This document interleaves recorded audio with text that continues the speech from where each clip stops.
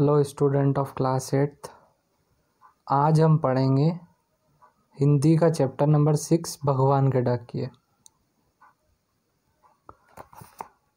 पक्षी और बादल ये भगवान के डाकिये हैं जो एक महादेश से दूसरे महादेश को जाते हैं।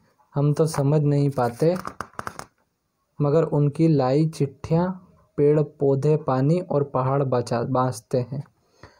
तो ये कवि ने क्या कह रहा है, इसमें कवि का कहना है कि जिस प्रकार डाकिये मनुष्य के लिए चिट्ठियाँ लाते हैं और उनमें लिखा समाचार पढ़कर मनुष्य सुख या दुख का अनुभव करते हैं, उसी प्रकार पक्षी और बादल भी भगवान के डाकिये हैं।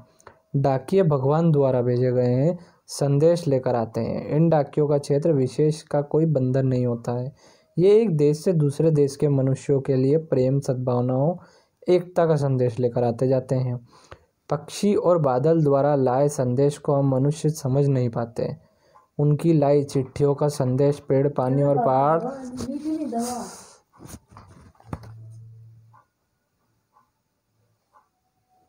इनको पढ़ने वाले पेड़ पौधे पानी पहाड़ इन्हीं संदेश के अनुसार व्यवहार भी करते हैं।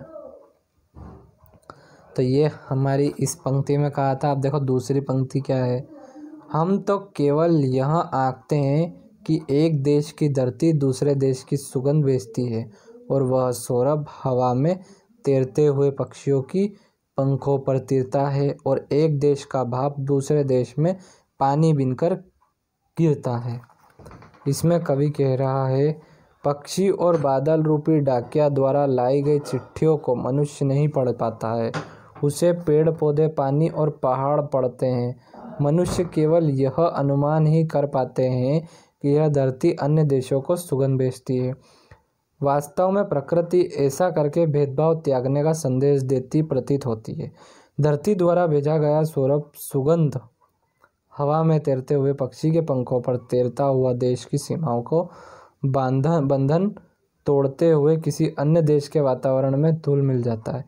प्रकृति द्वारा भेदभाव न करने का एक उदाहरण यह भी है कि किसी देश के नदी, सागर, झील, सरोवर आदि का पानी भाप बनकर उड़ता है और वह भाप ठंडी होने पर वर्षा के रूप अपने देश में ही नहीं बल्कि अन्य देशों में भी बरस जाती है। तो ये दूसरी पंक्ति का मतलब था। तो ये होता है हमारा यहाँ पर छोटी सी कहानी थी और ये छोटा सा चैप्टर था जो कि रामधारी सिंह दिनकर ने लिखा है। और इसके बारे में मैं आपको थोड़ा सा कुछ